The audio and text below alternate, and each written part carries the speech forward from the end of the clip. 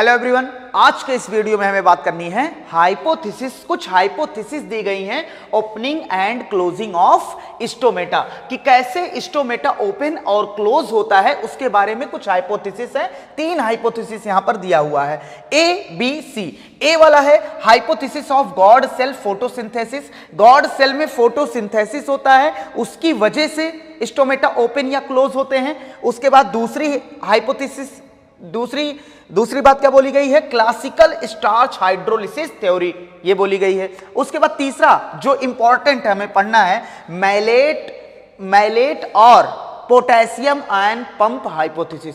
इससे कुछ question previous year में पूछे गए, हालांकि बहुत पहले पूछे जाते थे, लेकिन इंपॉर्टेंट है, इसको पढ़ना जरूरी है। हमें पता है स्टोमेटा का जो ओपनिंग एंड क्लोजिंग होता है, जब पानी अंदर जाता है, पानी क्या होगा, अंदर जाएगा। जब पानी अंदर जाएगा तो देखो ये क्या हो जाएगा, ये क्या हो जाएगा, देखो पानी, जैसे मान लो स्टोमेटा ऐसे है, पानी अंदर जाएगा तो ये क्या हो जाएगा, फूल जाएगा।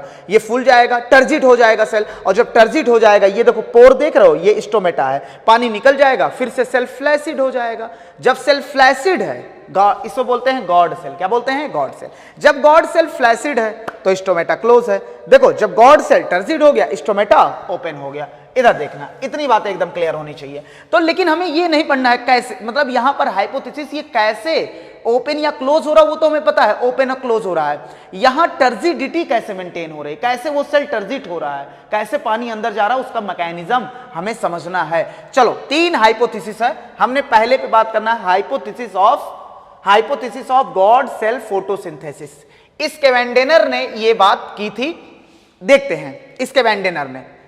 इन्होंने कहा देखो यार, इन्होंने कहा देखो जो गॉड सेल होता है, गॉड सेल जो होता है, गॉड सेल जो होता है उनमें होता है क्लोरोप्लास्ट।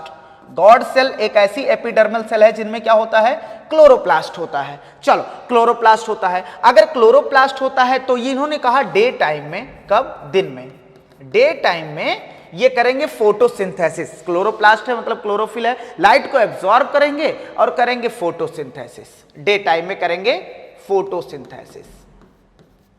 और जब ये फोटोसिंथेसिस करेंगे, क्या करेंगे, फोटोसिंथेसिस। तो फोटो मतलब लाइट, सिंथेसिस मतलब कुछ बना रहे हैं लाइट की मदद से। देखो ये इन्वायरमेंट से लेंगे CO2 और इनके अंदर होगा वाटर, और लाइट को पकड़ेंगे, लाइट की एनर्जी लेंगे, उससे बनाएंगे C6H12O6। कुल मिला जुला के अभी हमें मतलब है ग्लूकोज से।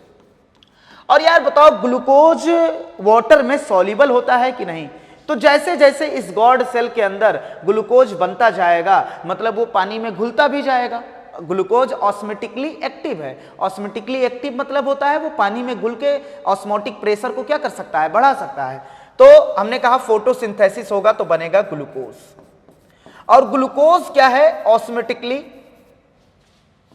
ऑस्मोटिकली इनएक्टिव की एक्टिव, एक्टिव है। अब जब ये ग्लूकोज जैसे जैसे बनता जाएगा तो अंदर का जो सॉल्यूशन है गॉड सेल के अंदर, ये जो गॉड सेल है, इसके अंदर का जो सॉल्यूशन है वो गाढ़ा होता जाएगा, हाइपरटोनिक हो जाएगा। हाइपरटोनिक मतलब सॉल्यूशन ज्यादा गाढ़ा हो जाएगा एज कंपेयर टू बाहर जो एपिडर्मल सेल है। तो सॉल्यूशन क्या हो जाएगा, हाइपरटोनिक। हाइपर मतलब ज्यादा, टॉनिक टॉनिसिटी वर्ड से लिया गया है, कॉन्सेंट्रेशन मतलब गाढ़ापन, टॉनिक, हाइपरटोनिक हो जाएगा। अब जब गॉड सेल हाइपरटोनिक हो गया तो किसी के रिस्पेक्ट में हुआ होगा ना, जैसे हम मोटे हैं तो किसी के रिस्पेक्ट में हम बोल रहे हैं कि हाँ हम अपना किसी से कंपेयर कर रहे हैं। हम लंबे हैं तो इसका मतलब अपने से छोटे से कंपेयर कर रहे होंगे हम। तो यहां पर भी हाइपरटोनिक कहा गया, इसका मतलब यह है कि यहां कॉन्सेंट्रेशन ज्यादा और बाहर जो है कॉन्सेंट्रेशन वो क्या होगा, इसके कंपेयर में बाहर क्या होगा, कम। और बाहर जो सेल होते हैं उन्हें बोलते हैं सब्सिडियरी सेल। क्या बोलते हैं, सब्सिडियरी सेल।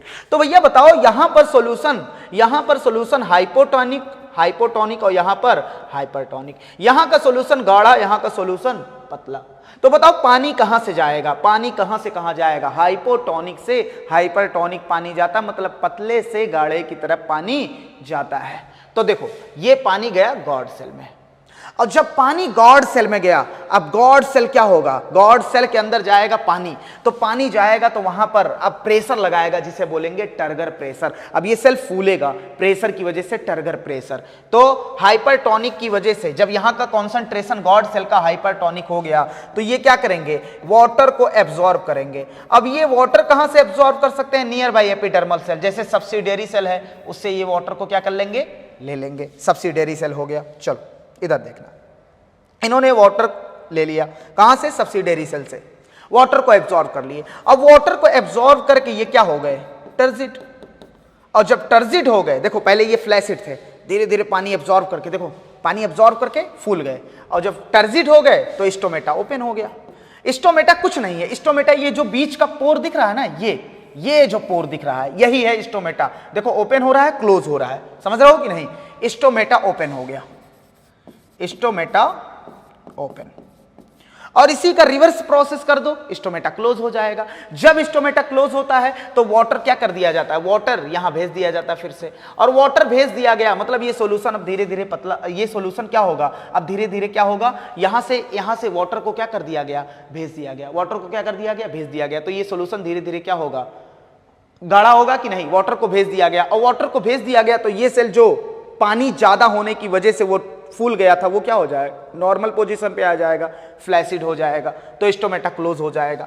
अब ये थ्योरी है, पहला हाइपोथेसिस है गॉड सेल ना, लेकिन इसमें कुछ कमियां थी। एक कमी पे बात करेंगे, देखो कमी थी, photosynthetic activity of guard cell chloroplast. Guard cell में क्लोरोप्लास्ट है, माना कि हाँ हम मान गए क्लोरोप्लास्ट है, लेकिन उसमें फोटोसिंथेटिक एक्टिविटी देखा गया नेग्लेजिबल, ना के बराबर है, नेग्लिजिबल ना के बराबर है, फोटोसिंथेसिस हो ही नहीं रहा है, ना के बराबर हो रहा है। तो जब ना के बराबर हो रहा है तो ग्लूकोज बनेगा नहीं, और जब ग्लूकोज ना के बराबर बनेगा तो ऑस्मोटिक कॉन्सेंट्रेशन यहाँ का चेंज नहीं होगा। ऑस्मोटिक कॉन्सेंट्रेशन अगर चेंज नहीं होगा तो ये हाइपरटोनिक नहीं होगा, गॉड सेल का कॉन्सेंट्रेशन तो वाटर को नहीं एब्जॉर्ब करेगा। इसका मतलब ये हाइपोथेसिस फेल हो जाती है। बात समझ रहे हो कि नहीं। चलो अब दूसरा हाइपोथेसिस आता है क्लासिकल। देखो यार, चीजों को एक बार देख लेने से कुछ अपना नुकसान नहीं है। अगर मान लो एनसीईआरटी में नहीं दिया ये बातें, लेकिन मान लो पहले जैसे पूछा जाता था पूछ लिया गया, तब क्या करोगे। तो हमें कुछ मार्जिन लेके चलना पड़ेगा, थोड़ा सा एनसीईआरटी से बाहर हटके पढ़ना पड़ेगा, हर एक चैप्टर में कुछ ना कुछ। बात को समझो। चलो इधर देखना, classical starch hydrolysis theory. Hydrolysis मतलब वाटर की, हाइड्रो मतलब वाटर, लिसिस मतलब उसको आप ब्रेक डाउन कर रहे हैं, तोड़ रहे हैं उसको। बाई शेयर, देखो शेयर, अब भैया हम हैं इंडियन तो इसको हम पढ़ेंगे शेयर। कुछ लोग और बढ़ जाएंगे, पढ़ेंगे शायरी, एज योर विश। सुनो शेयर, इसको मॉडिफाइड किया था, मॉडिफाइड थ्योरी जो दिया था वो थे स्टेवर्ड। चल बढ़ते हैं आगे, बहुत सिंपल सी कहानी है, इसमें कुछ पढ़ना ही नहीं है, इसीलिए हमने इसको पढ़ा रहे हैं। एक बार क्वेश्चन पूछा गया था, बहुत पुराना क्वेश्चन है। कहा गया जब लाइट है डे में जब लाइट होगी तो फोटो से पहला स्टेप, देखो एक स्टेप करके लिखा हुआ, पहला स्टेप ये गॉड सेल जो है वो फोटोसिंथेसिस करेगा। फोटोसिंथेसिस करेगा तो अब डे है, मतलब फोटोसिंथेसिस कर रहा है तो मतलब CO2 को ले रहा होगा। अरे CO2 को यूज करेगा, H2O के साथ फिक्स करेगा, तभी तो फोटोसिंथेसिस होगा। इसका मतलब प्लांट में दिन में अगर देखोगे तो कॉन्सेंट्रेशन ऑफ CO2 क्या रहेगा, कम। अगर CO2 का कॉन्सेंट्रेशन कम रहेगा तो pH बढ़ेगा, pH क्या होगा, बढ़ेगा। अगर CO2 ज्यादा तो एसिडिटी ज्यादा, मतलब CO2 ज्यादा तो मतलब pH कम, एसिडिटी ज्यादा हो रहा है ना, मतलब pH अब 7, 6 इधर की तरफ बढ़ रहा है, कम हो रहा है। तो CO2 ज्यादा, CO2 कम तो pH ज्यादा। अब pH ज्यादा होता है, CO2 कम होता है, तो ये एक एंजाइम को एक्टिवेट करते हैं, फास्फोराइलेज। अब वो कन्वर्ट कर देता है स्टार्च को, किसमें कन्वर्ट कर देता है, शुगर में, ग्लूकोज में कह दो। अब ये जब शुगर बना तो ये ऑस्मोटिकली एक्टिव हो गया। अब ऑस्मोटिकली एक्टिव है मतलब पानी में घुलेगा, और पानी में घुलेगा तो यहाँ पे जो सैप है, जो सॉल्यूशन है, उस increase the cell sap concentration. यहां पर जो सैप है, सॉल्यूशन है, उसका कॉन्सेंट्रेशन बढ़ाएगा, और कॉन्सेंट्रेशन बढ़ाएगा मतलब अब ये यहां क्या हो जाएगा, कॉन्सेंट्रेशन मतलब गाढ़ापन बढ़ेगा, और गाढ़ापन बढ़ेगा तो बताओ बाहर से पानी अंदर आने लगेगा, तो इसे क्या बोलेंगे, endo osmosis of water. Water का एंडो मतलब अंदर, अंदर की तरफ पानी आएगा, तो इसे क्या बोलेंगे, एंडो ऑस्मोसिस ऑफ वाटर। और जब एंडो ऑस्मोसिस होगा तो ये सेल अब क्या हो जाएगा, फूल जाएगा। Increase turgor pressure, turgor pressure increase हो जाएगा, सेल टर्जिट हो जाएगा। देखो स्टोमेटा यहां पर क्या हो गया, ओपन हो गया। ये हुआ डे में। अब इसी का रिवर्स कर दो, जब मान लो डार्क हुआ तो क्या हुआ, सीजेशन ऑफ, सीज हो गया क्या, फोटोसिंथेसिस होना बंद हो गया। अब जब फोटोसिंथेसिस होना बंद हो गया तो प्लांट में फोटोसिंथेसिस तो हो नहीं रहा, लेकिन रेस्पायरेशन हो रहा है। अगर रेस्पायरेशन हो रहा है तो बताओ CO2 निकल रहा होगा, तो CO2 का कॉन्सेंट्रेशन इसमें ज्यादा हुआ। CO2 का कॉन्सेंट्रेशन ज्यादा हुआ मतलब एसिडिटी ज्यादा होगी, मतलब pH घटेगा। और जब pH घटा तो अब pH बढ़ने पे स्टार्च शुगर में कन्वर्ट हो गया था, अब क्या हो जाएगा, pH घटने पे conversion of sugar to starch, sugar किस में कन्वर्ट हो गया, स्टार्च में कन्वर्ट हो गया। और जब शुगर स्टार्च में कन्वर्ट हो गया, स्टार्च ऑस्मेटिकली इनएक्टिव है, ऑस्मेटिकली क्या है, इनएक्टिव है, इसीलिए इसको स्टोर किया जाता है, एक रीजन है इसको स्टोर करने का, इसीलिए ऑस्मेटिकली इनएक्टिव है। तो अब क्या होगा, जब ऑस्मेटिकली इनएक्टिव हो जाएगा, ग्लूकोज को जो पानी में घुला था उसको अब स्टार्च में कन्वर्ट कर रहे हो, तो बताओ decrease cell sap concentration, cell के सैप का कॉन्सेंट्रेशन कम होगा। और जब कॉन्सेंट्रेशन कम होगा तो यहां हाइपोटोनिक हो जाएगा मामला, हाइपोटोनिक हो जाएगा। तो बताओ बाहर हाइपरटोनिक, बाहर के रेस्पेक्ट में हम हाइपोटोनिक बोल रहे हैं, तो ये इधर पतला और बाहर की तरफ गाढ़ा, तो पानी क्या हो जाएगा, निकल जाएगा। तो इसे क्या बोलेंगे, एक्सो ऑस्मोसिस ऑफ वाटर। और जैसे पानी निकलेगा तो टर्गर प्रेशर कम होगा, तो स्टोमेटा क्या हो जाएगा, क्लोज्ड हो जाएगा। ये थी पूरी स्टार्च हाइड्रोलिसिस थ्योरी, समझ रहे हो कि नहीं। शेयर ने दिया था, उसको मॉडिफाइड किया था स्टेवर्ड ने। चलो, लिमिटेशन बहुत सारे हैं, लेकिन हमें एक पढ़ के निकल जाना है कि स्टार्च जो है, स्टार्च जो है, अच्छा ये दोनों घूम जाएगा, अरे यार एक इधर की तरफ कर लो ना। स्टार्च और शुगर जो है, स्टार्च और शुगर जो है, इसका कन्वर्जन जो है, चेंज और स्टार्च शुगर जो चेंज हो रहा है केमिकली बहुत स्लो होते हैं। स्टार्च का शुगर में कन्वर्ट होना बहुत स्लो होता है। ये इसकी कमी क्या रह गई, देखो इस थ्योरी की कमी क्या रह गई। स्टार्च और शुगर में चेंज जो होता है वो केमिकली बड़े स्लो होते हैं, जबकि opening and closing of stomata बहुत ज्यादा फास्ट होता है। Opening and closing of stomata बहुत ज्यादा फास्ट होता है, लेकिन ये अगर स्टार्च और शुगर का कन्वर्जन बहुत स्लो होता है। अगर इसकी वजह से opening and closing of stomata हो रहा होता, तो अगर स्टार्च शुगर में स्लोली कन्वर्ट हो रहा है तो slowly stomata opening and closing होना चाहिए था, लेकिन opening and closing of stomata क्या होता है, फास्ट होता है। चलो ये बातें हो गई। तीसरी जो हमें पढ़नी चाहिए और बहुत ज्यादा इंपॉर्टेंट है, यहां से चांस है कि क्वेश्चन बन जाए, और पिछले सालों में यहां से क्वेश्चन बना, काफी पिछले अगर चले जाएंगे, काफी previous year. Malate potassium pump hypothesis, Levitt ने ये थ्योरी दी थी।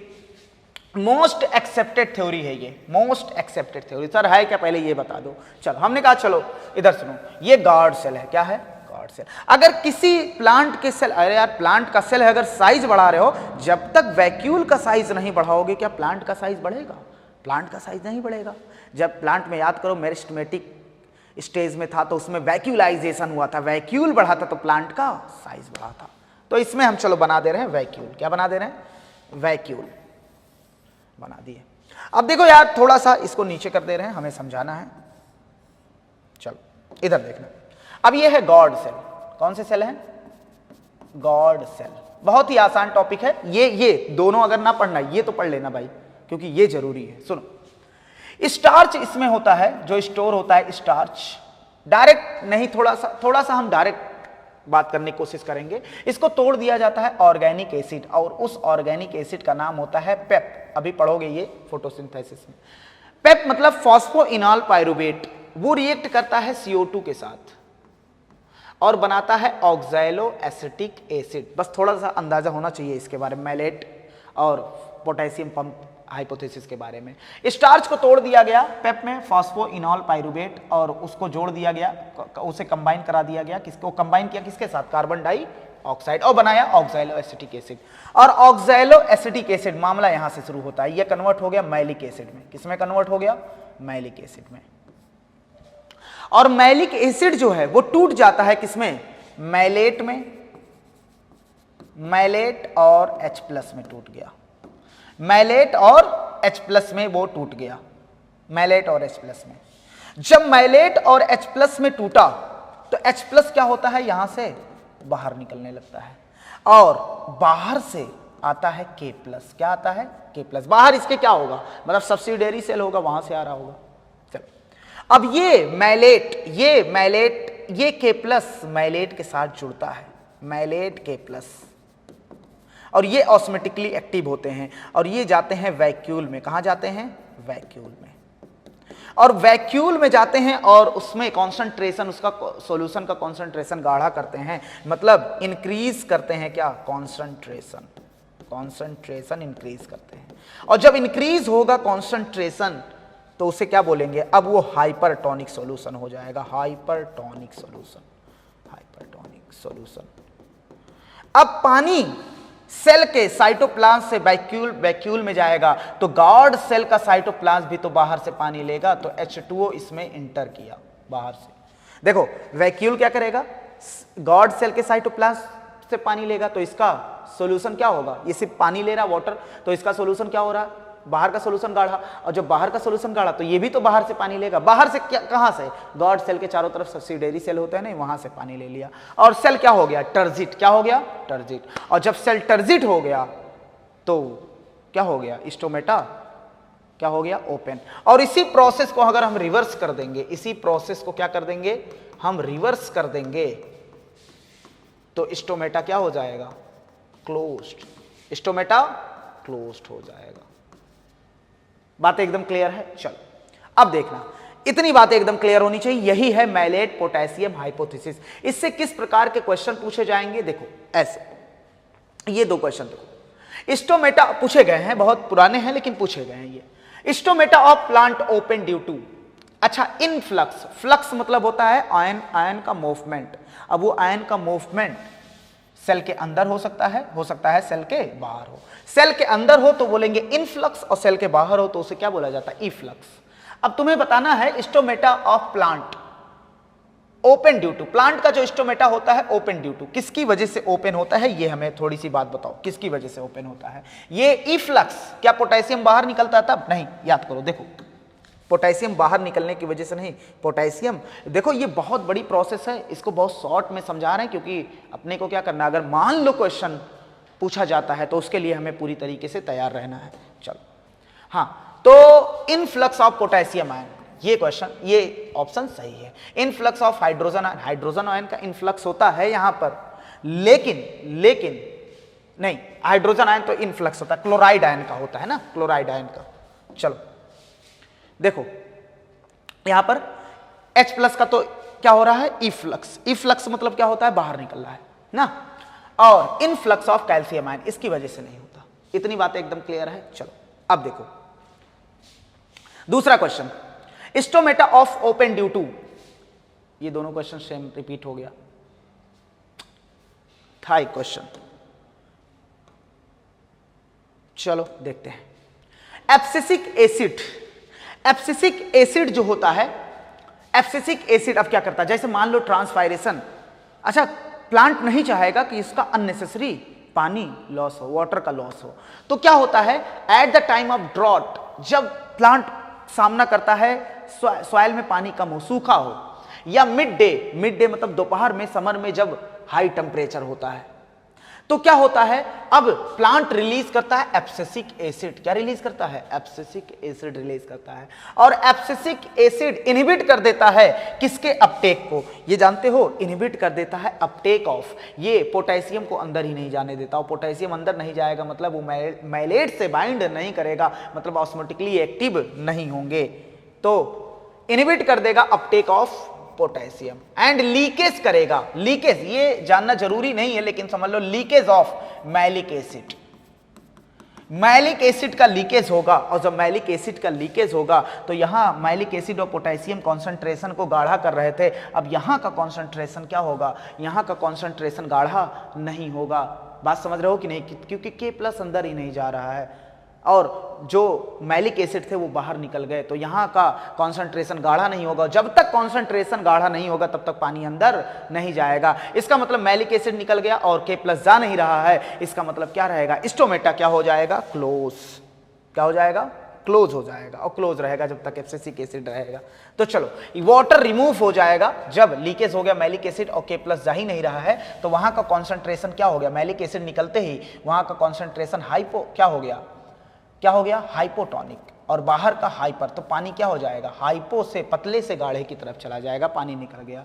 तो वाटर रिमूव होगा तो इसे बोलेंगे एक्सोऑस्मोसिस, और स्टोमेटा क्या हो जाएगा, क्लोज। इसीलिए ये कब हुआ, जब प्लांट स्ट्रेस में था, इसीलिए एब्सिसिक एसिड को क्या बोला जाता है, स्ट्रेस हार्मोन बोला जाता है, स्ट्रेस हार्मोन, या बोला जाता है इसे एंटी ट्रांसपायरेंट। एंटी ट्रांसपायरेंट, एंटी ट्रांसपायरेंट मतलब जो ट्रांसपायरेशन के खिलाफ काम करे।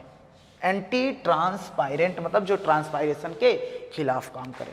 इतनी बातें एकदम क्लियर होनी चाहिए। चलो एक क्वेश्चन देख लेते हैं, इससे रिलेटेड पूछा गया था, which is produced during water stress that bring, जो करा दे स्टोमेटा का क्लोजर करा दे, तो सीधा एब्सिसिक एसिड। उम्मीद करते हैं इतनी बातें समझ में आई होगी। Thank you.